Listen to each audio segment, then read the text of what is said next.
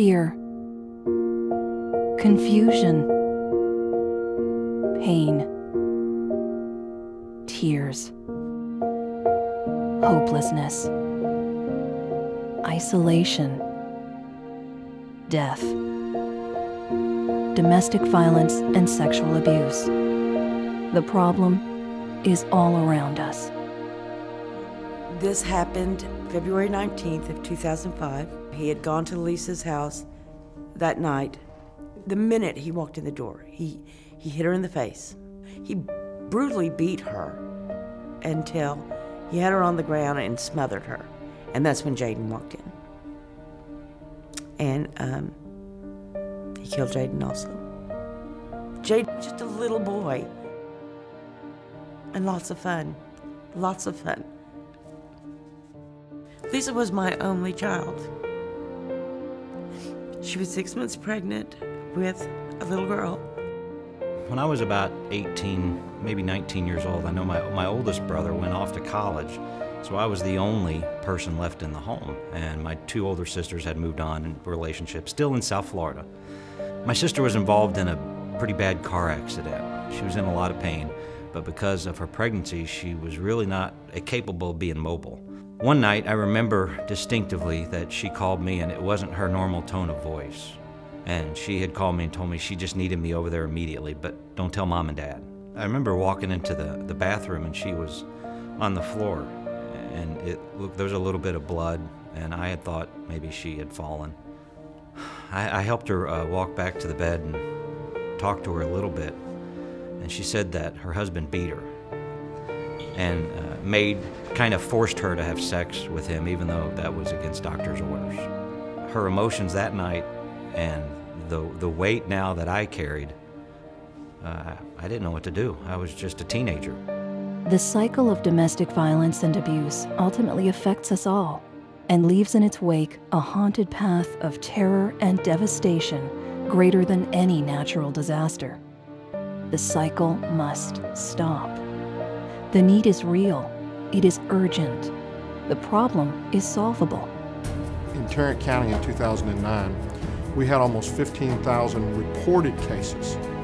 And I think we all realize that for every reported case, there's probably at least one that's not.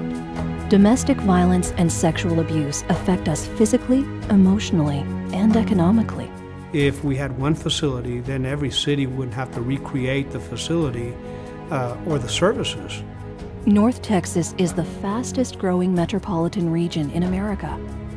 The quality of life and economic vitality we enjoy today are unsustainable if we ignore complex social issues.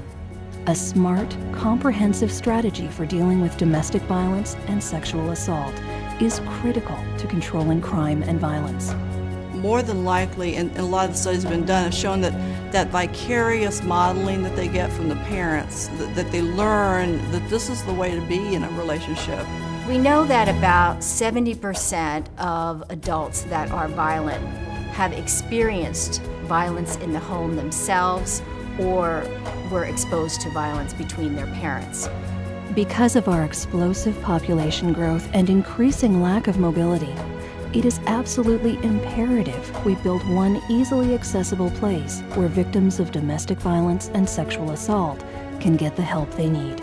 If we can drastically reduce the number of children who are growing up in homes where there is domestic violence, and we can do that with One Safe Place, then we're not just improving the lives of those individuals, but we are building safer communities for the long haul. There are already outstanding services being provided in this community for victims of domestic violence and sexual abuse. The Alliance for Children, Safe Haven, the Women's Center, and many others are doing great work. One Safe Place won't duplicate these efforts. One Safe Place will provide the framework for greater collaboration and teamwork. The day we are successful here, and the day we open our doors, and the day I know that collectively our community came together to build such an amazing place, that'll be the day I call my sister and tell her I answered that painful memory. to everybody who's involved, the donors, the people putting this together, the people who pioneered this, you know, the good folks from all the agencies who are collaborating and coming together and making this thing happen, is you are giving a lot of people their lives back. And that's gratifying. And it's a beautiful thing, and thank you. The need is real. It is urgent. And it is time for action now. Join us and help break the tragic cycle of domestic violence and sexual abuse. Together, we will forge a living legacy of helping victims become survivors. We can change the future. My name is Joel Glenn. I'm chairman of the Safe City Commission. I'm in.